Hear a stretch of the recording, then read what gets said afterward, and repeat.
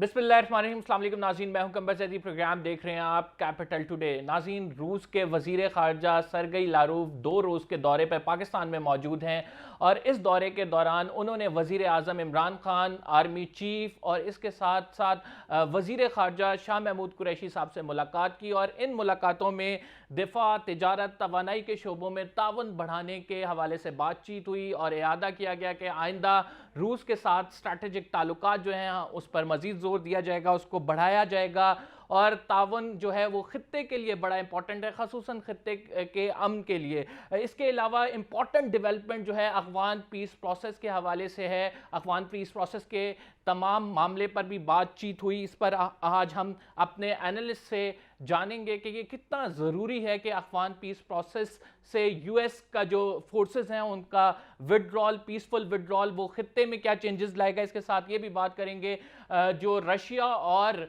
पाकिस्तान के दरमियान gas pipelines हैं जिसमें इम्पेडिमेंट्स आए हुए थे, क्या उन इम्पेडिमेंट्स को दूर कर कर ये जो है प्रोसेस को आगे बढ़ाया जाएगा। आज हम प्रोग्राम में जो दूसरी स्टोरी शामिल कर रहे हैं नाज़रीन, वो जहांगीर तरीन के हवाले से है और जहांगीर तरीन ने आज खुल्लम खुल्ला कह दिया और तहरीक इंसाफ से ही इंसाफ का मुतालबा कर दिया। जहांगीर तरीन साहब कहते हैं कि मुझे दोस्त ही रखें, मुझे दुश्मन ना बनने दें और मैं तहरीक इंसाफ से ही इंसाफ मांग रहा हूं। आखिर क्या हुआ कि दोनों जो इंपॉर्टेंट लीडर्स हैं इमरान खान और जहांगीर तरीन, इनके दरमियान दूरियां आ गई और हमने ये देख रहे हैं कि क्या एक फॉरवर्ड ब्लॉक तहरीक इंसाफ के हवाले से बनने जा रहा है जो तहरीक इंसाफ के खिलाफ ही खड़ा हो जाएगा आने वाले दिनों में। इस पर भी बातचीत करेंगे और एक और इंपॉर्टेंट स्टोरी प्रोग्राम में शामिल करेंगे। मुस्लिम लीग नून कहती है कि हम तब तक इस्तीफे नहीं देंगे जब तक पीपल्स पार्टी इस्तीफे नहीं देती और पीपल्स पार्टी का यह कहना है कि मुस्लिम लीग नून चाहती ही नहीं है इस्तीफे देना। तो इस मामले में भी बात करेंगे, लेकिन सबसे पहले जो इंपॉर्टेंट मामला है रशिया के हवाले से, 9 साल बाद ये दौरा हुआ, ये दौरा आखिर क्यों हुआ, इसकी स्ट्रैटेजिक इंपॉर्टेंस क्या है, ये जानेंगे। हमने राब्ता किया है तस्नीम असलम साहिबा से, साबिक तर्जमान है दफ्तर खारजा की। बहुत बहुत शुक्रिया हमें प्रोग्राम में ज्वाइन करने के लिए तस्नीम साहिबा। किस तरह से देख रही है 9 साल बाद इस दौरे को, स्ट्रैटेजिक इंपॉर्टेंस क्या है पाकिस्तान के लिए और ये दौरा आखिर इतने सालों बाद हुआ क्यों है? ये तो जाहिर है टाइमिंग की भी बात होती है। पाकिस्तान की तरफ से काफ़ी सारे विजिट हुए थे। these 2 फॉरेन मिनिस्टर्स ने विजिट किए, prime minister multilateral mainly meetings के लिए विजिट्स होते रहे हैं। बहुत अरसे से कोई बायलैटरल विजिट इस लेवल का फॉरेन मिनिस्टर का कम अज़ कम नहीं हुआ था। दूसरे मिनिस्टर्स तो रशिया के आते रहे हैं और ये इम्पोर्टेंट इसलिए है कि रशिया हमारे रीजन का एक बहुत इम्पोर्टेंट मुल्क है और एक ग्लोबल पावर भी है। और आज फॉरेन मिनिस्टर ने अपनी प्रेस स्टेटमेंट में रशिया को फैक्टर ऑफ स्टेबिलिटी कहा है एक इस रीजन में और दुनिया में, जो कि एक बहुत ही सिग्निफिकेंट स्टेटमेंट है। और रशिया की और पाकिस्तान की बहुत सी इंटरेस्ट कन्वर्ज करती हैं अफगानिस्तान के लिहाज से भी और जनरली रीजन में और लार्जर जो ग्लोबल स्टेज पे यूएन में काफ़ी क्लोजली काम करते हैं। अफगानिस्तान में रशिया का कंसर्न भी टेररिज्म है, आईएसआईएस दाइश की प्रेजेंस है और वहाँ से ड्रग ट्रैफिकिंग है।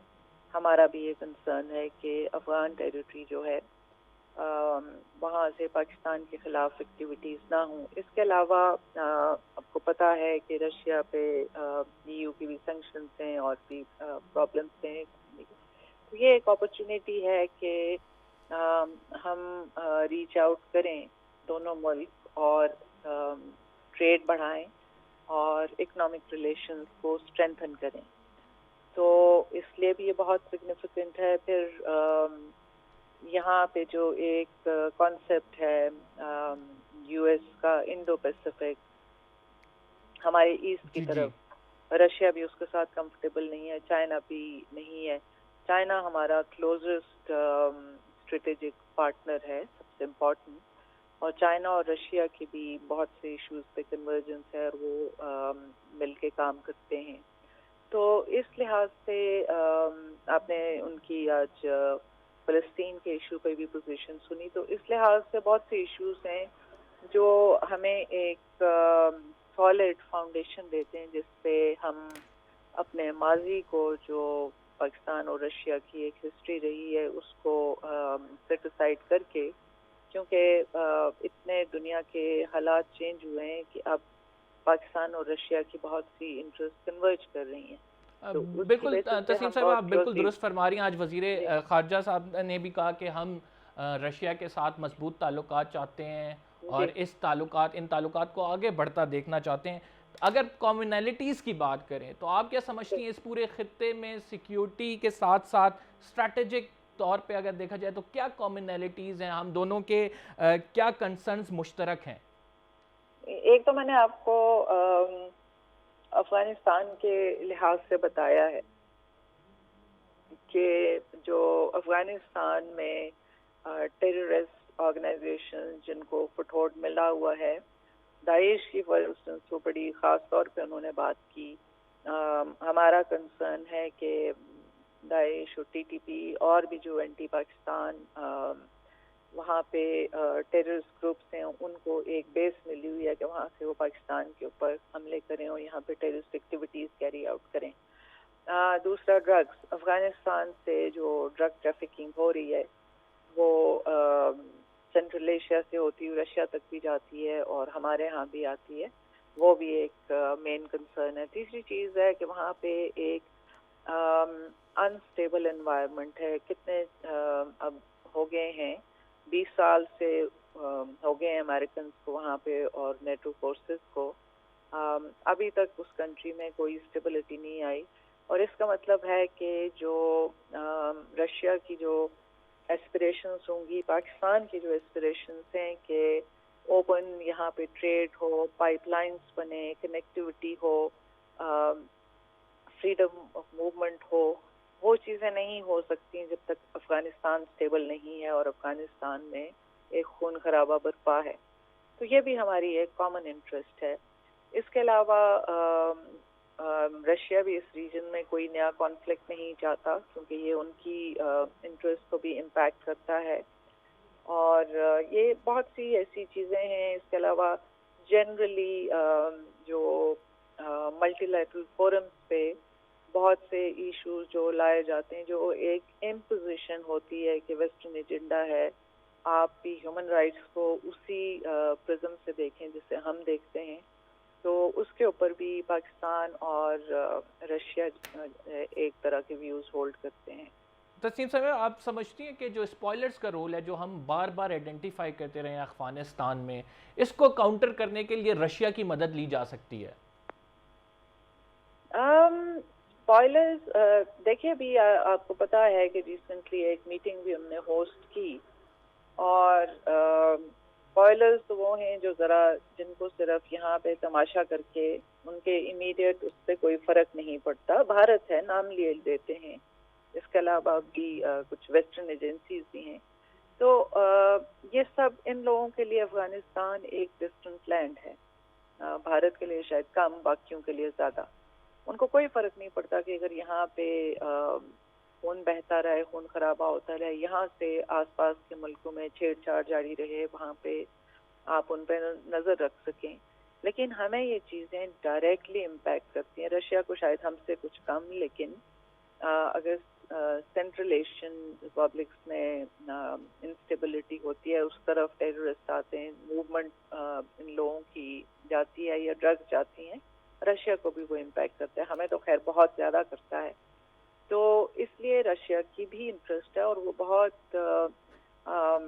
सारे जो इसमें अफगान स्टेक होल्डर्स हैं, गवर्नमेंट भी, उनकी मिनिस्टर्स भी, उनके जो बाकी ग्रुप्स हैं, फिर तालिबान से भी, उनकी सबके साथ कम्युनिकेशन है। ठीक। और जाहिर है कि वो अपना इन्फ्लुएंस भी यूज़ करते हैं कि यहाँ पे कुछ स्टेबिलिटी आ जाए। तस्नीम साहब, आप समझती हैं कि इतना प्रेशर बनाने में कामयाब हो जाएंगे अगर रशिया, ईरान, पाकिस्तान की बात की जाए, क्योंकि इकोनॉमिक इंटरेस्ट है इस खत्ते में।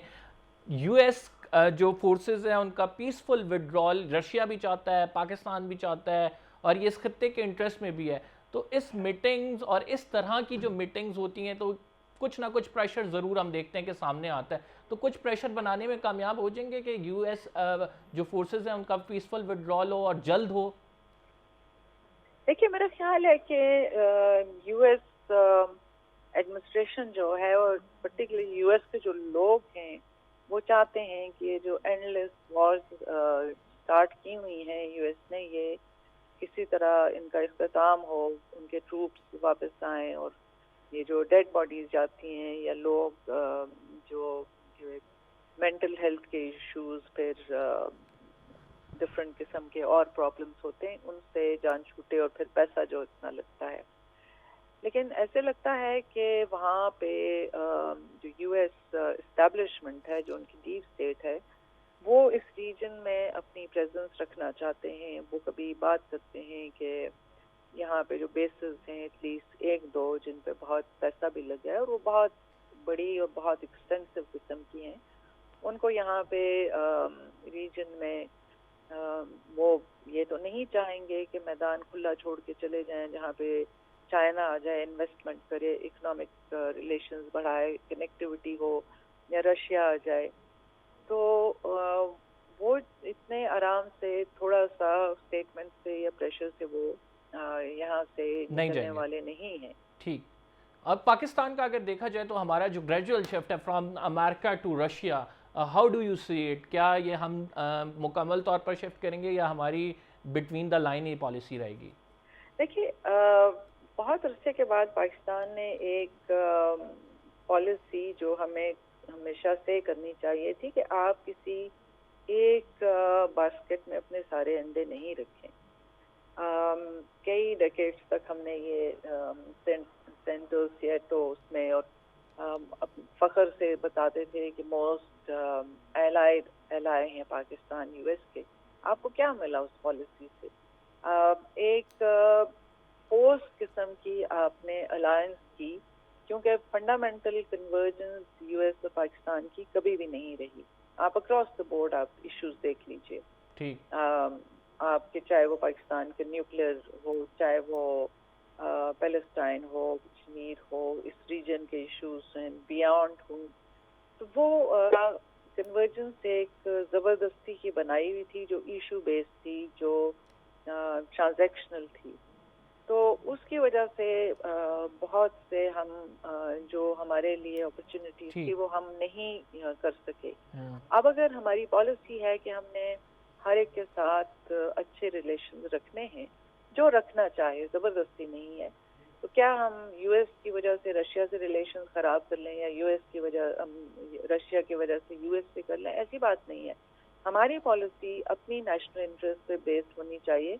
चाइना ऑफ कोर्स हमारा स्ट्रेटेजिक पार्टनर है, चाइना की जगह कोई नहीं ले सकता, और किसी को ये ख्याल भी नहीं होना चाहिए कि एक मुल्क जो रिलायबल पार्टनर है और हमारे साथ हर अच्छे बुरे वक्त में खड़ा है, और अब वो दुनिया की नंबर 1 पावर बन रहा है, तो वो तो एक ऐसी रिलेशनशिप है जिस पे कोई क्वेश्चन नहीं है। इसके अलावा जिस मुल्क से भी बड़े पावर से, इन्फ्लुएंशियल कंट्रीज से, दूसरे ममालिक से हम रिलेशन डेवलप कर सकते हैं, करना चाहिए। किसी एक की खातिर दूसरे को छोड़ना या किसी एक को किसी दूसरे ताल्लुकात पे वीटो देना, ये किसी आज़ाद मुल्क की पॉलिसी नहीं है। ठीक, बहुत बहुत शुक्रिया तस्नीम असलम साहिबा। नाज़रीन, हमारे साथ ही हमने प्रोग्राम में एक छोटा सा ब्रेक लेना है। We will be right back after this short break, और उसके बाद जहांगीर तरीन साहब को डिस्कस करेंगे। जहांगीर तरीन साहब तहरीक इंसाफ से क्यों नाराज़ हैं, इमरान खान साहब के साथ क्यों दूरियाँ आई, इसको डिस्कस करते हैं छोटे से ब्रेक के बाद।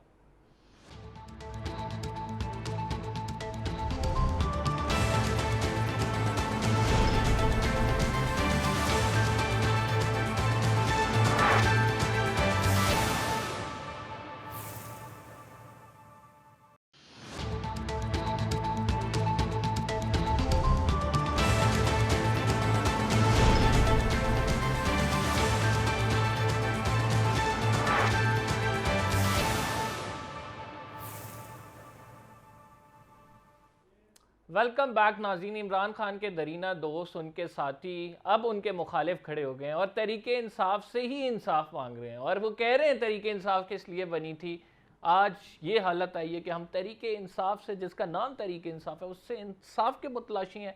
साथ ये भी कहा कि खान साहब मुझे दोस्त रहने दें, दुश्मन ना बनाएं, क्योंकि वो देरीना साथी के खिलाफ 3 FIRs दर्ज हो गई हैं और वो FIRs ये बताती हैं कि चीनी स्कैंडल में जो खुर्द बुर्द की है, जो करप्शन की है, उसका हिसाब होगा। आज बाबर शहजाद साहब कहते हैं, शहजाद अकबर साहब सॉरी, कहते हैं कि जहांगीर तरीन साहब हों या कोई भी हो, उनको नहीं छोड़ा जाएगा, क्योंकि जब हम इंसाफ का नारा लगाते हैं, जब हम दूसरों के लिए एक एग्जाम्पल सेट करते हैं, तो हम अपनी सफ़ों में भी जो ऐसे लोग हैं जिन्होंने करप्शन किया उनको भी बेनकाब करेंगे, उनके खिलाफ भी कार्रवाई करेंगे। और उन्होंने कहा मेरी कोई ज़ाती अनाद नहीं है, लेकिन चूंकि मामला ऐसा है और मुझे ये जॉब दी गई है तो मैं ये करने को तैयार हूँ। असल पॉइंट इसमें ये बनता है कि तो क्यों दूरियां आई जहांगीर तरीन के दरमियान और इमरान खान साहब के दरमियान, और फिर हमने देखा कि ना सिर्फ दूरियां आई, इसके साथ साथ जहांगीर तरीन के साथ आज जो है तहरीके इंसाफ के कुछ MPs भी खड़े थे, राजा रियाज साहब भी खड़े थे, जिन्होंने कहा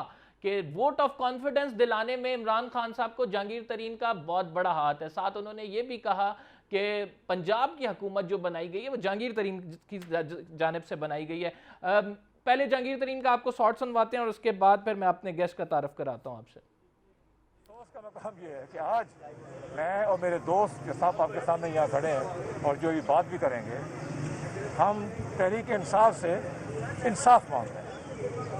तहरीक इंसाफ से हम इंसाफ मांग रहे हैं। और मैं तो एक और बात भी कहूँगा, मैं तो दोस्त था, मुझे दुश्मनी की तरफ क्यों धकेल रहे हैं? मैं तो दोस्त था भाई, दोस्त ही रखो।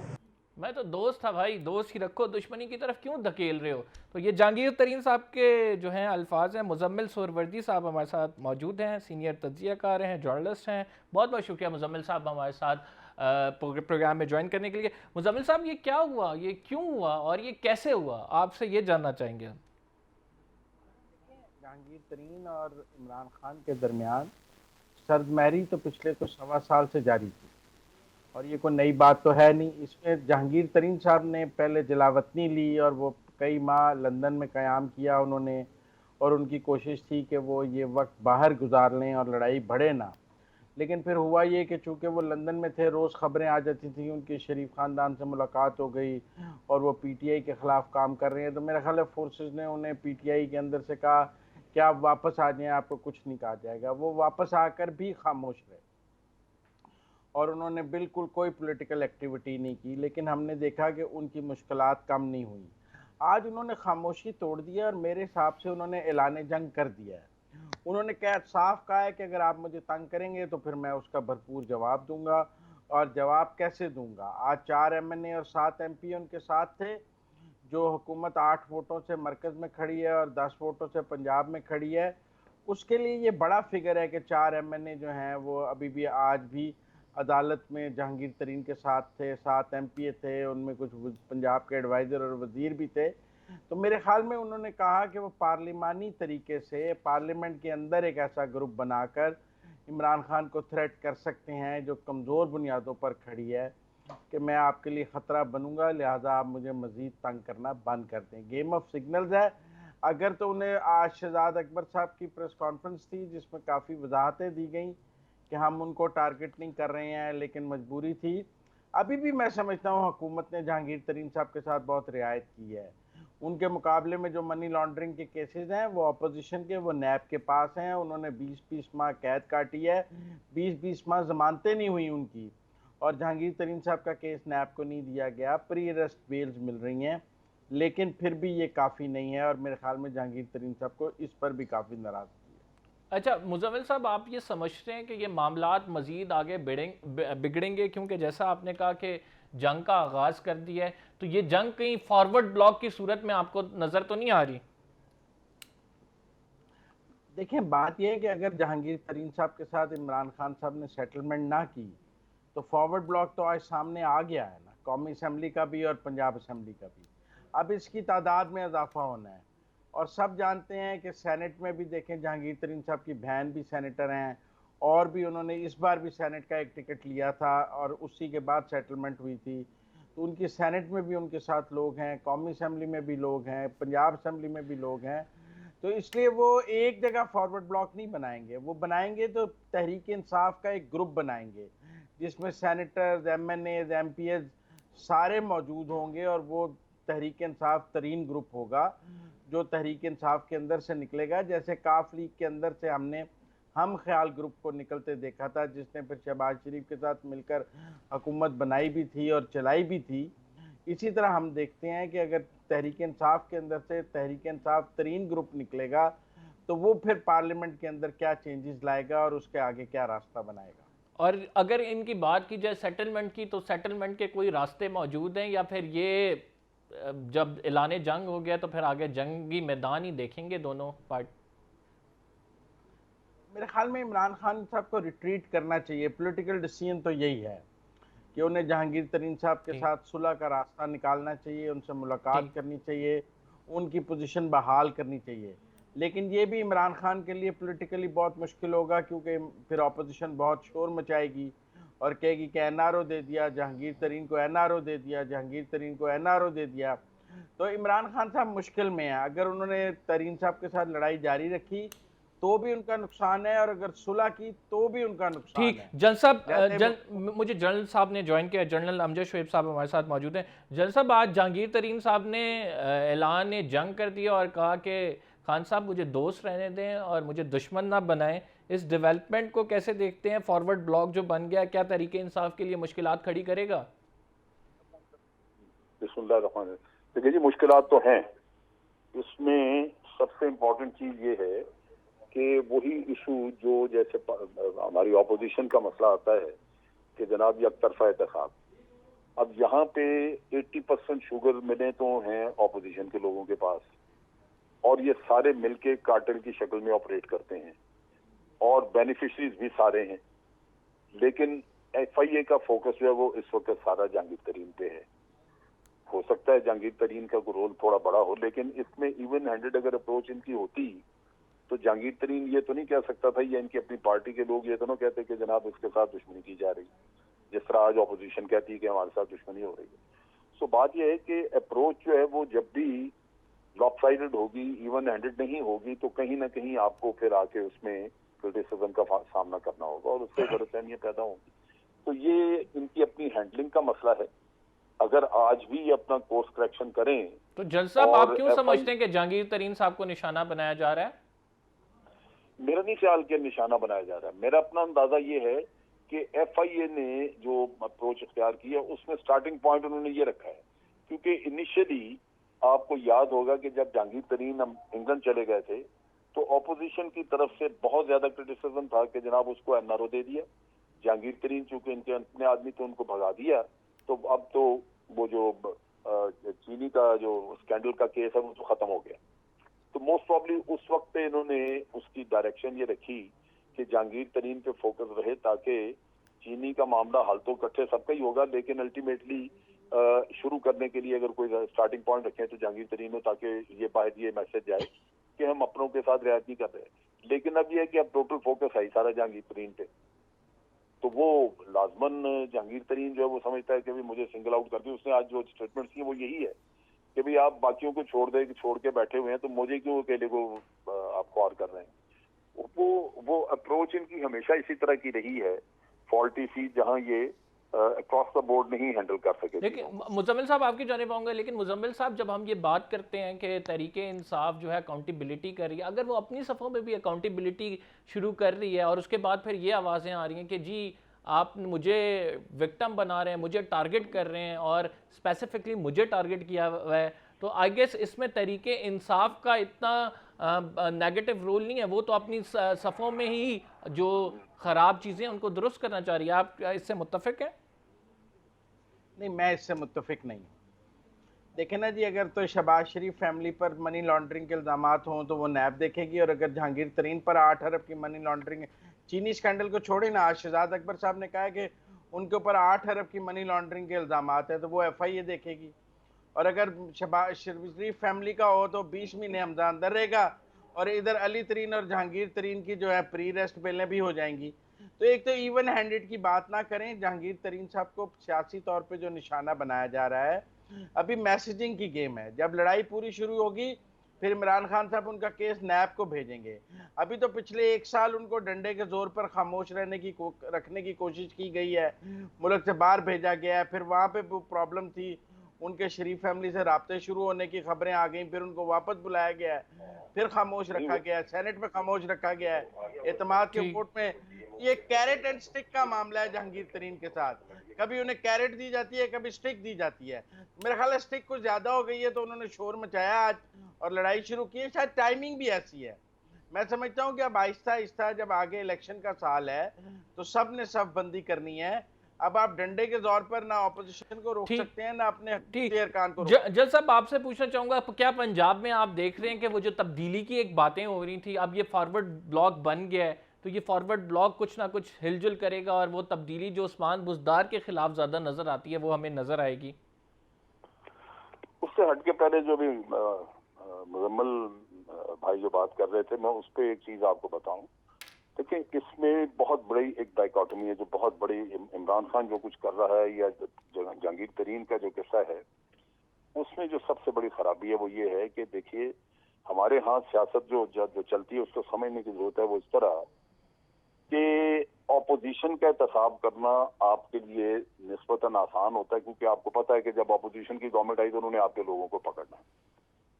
लिहाजा ये बड़ी सीधी सी बात है कि अगर कल को मिसाल के तौर पे पीएमएलएन की गवर्नमेंट आ जाती है और शहबाज शरीफ साहब आ जाते हैं, तो आप क्या तवक्को करते हैं कि शहबाज शरीफ साहब नवाज शरीफ का एहतसाब शुरू कर देंगे, या नवाज शरीफ के ऊपर गवर्नमेंट बैठी है तो हमजा को जेल में डाल देगा?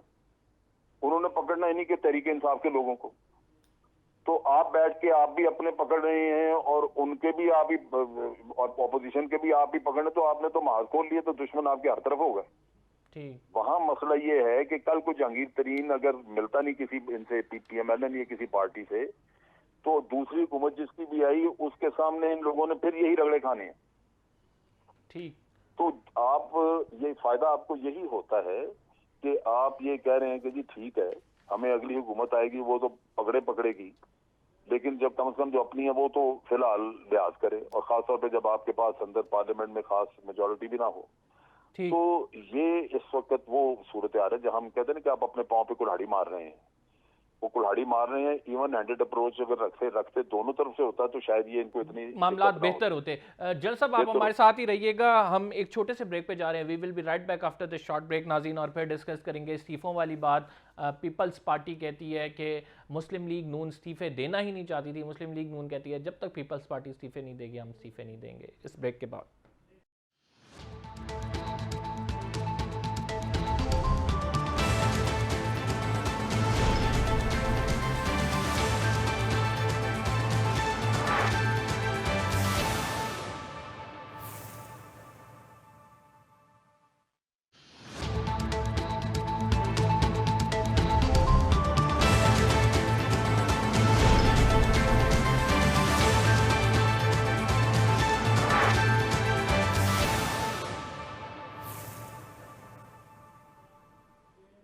वेलकम बैक नाज़रीन। ज़रा इस्तीफ़ों के मामले पे बात कर लेते हैं। पीपल्स पार्टी कहती है कि हम इस्तीफ़े सेंट्रल एग्जीक्यूटिव कमेटी के मुशावरत के बाद तय करेंगे देंगे या नहीं, और अगर हमने दे भी दिए तब भी हम जानते हैं कि मुस्लिम लीग नून इस्तीफ़े नहीं देगी। और मुस्लिम लीग नून कहती है जब तक आप इस्तीफ़े नहीं देंगे तब तक हम इस्तीफ़े नहीं देंगे, और हमने ये बाल धूप में सफ़ेद नहीं किए, हम जानते हैं सियासत किस तरह करनी है। तो दोनों में क्लैश पाया जाता है ये इस्तीफ़ों के मामले पर। मुजम्मिल सोहरवर्दी साहब से जानेंगे। मुजम्मिल साहब, आप समझते हैं कि ये इस्तीफ़ों की नौबत आएगी अब, और ये जो ठन गई है पीपल्स पार्टी और मुस्लिम लीग नून के दरमियान इस्तीफ़ों के मामले पर, ये ठनी ही रहेगी? नहीं, देखें, पीपल्स पार्टी के पास का इंतज़ार किया जा रहा है, और एएनपी ने तो जल्दी में फ़ैसला किया, क्योंकि वो ऑलरेडी बलूचिस्तान में बाप और तहरीक इंसाफ के इत्तेहादी थे। और मैं तो हैरान हूँ कि ये बाचा खान की क्या नज़रिए को लेके चल रहे हैं कि एक सूबे में बाप और तहरीक इंसाफ के साथ थे, दूसरे सूबे में पीडीएम के साथ थे, और फिर कहते हैं असूलों की सियासत करनी है। लेकिन बहरहाल अब पीपल्स पार्टी ने फैसला करना है। उन्होंने 11 को अपनी सेंट्रल एग्जीक्यूटिव का इजलास बुलाया है, और देखेंगे अगर उन्होंने इस्तीफे देने का फैसला ना किया तो उन्हें पीडीएम छोड़ना है।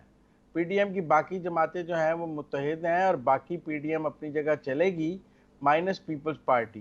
अब वो कितनी इफेक्टिव है और कितनी नॉन इफेक्टिव है, ये बहस अपनी जगह मौजूद है। कुछ लोगों का राय होगी कि पीपल्स पार्टी के निकल जाने के बाद उनके अंदर से रूह निकल गई और वो जान खत्म हो गई, और कुछ का ख्याल है कि पीपल्स पार्टी के पास तो अवामी ताकत थी ही नहीं, ना पंजाब में वो कोई जलसा अकेले कर सकते हैं, ना केपी में कर सकते हैं, सिंध ने लॉन्ग मार्च में कोई सर कंट्रीब्यूशन लेट्स करनी टॉक नहीं अबाउट थी। Some facts, let's talk about some facts. अगर पीपल्स पार्टी नहीं रहती पीडीएम का हिस्सा, पीडीएम में दो बड़ी जमातें रह जाएंगी जिनकी पार्लियामेंट में जो है नुमाइंदगी है, एक जेयूआईएफ और एक मुस्लिम लीग नून। अगर मुस्लिम लीग नून इस्तीफे दे देती है कौमी असम्बली से और जेयूआईएफ भी दे देती है, तो क्या असर पड़ेगा, क्या क्या ज़्यादा से ज़्यादा क्या हो जाएगा? दूसरा सिनेरियो डिस्कस करते हैं। दूसरे सिनेरियो में ये दोनों जमातें, आपका क्या ख्याल है, इतना बड़ा लॉन्ग मार्च करने में कामयाब हो जाएंगी जिससे हुकूमत हिल के रह जाए?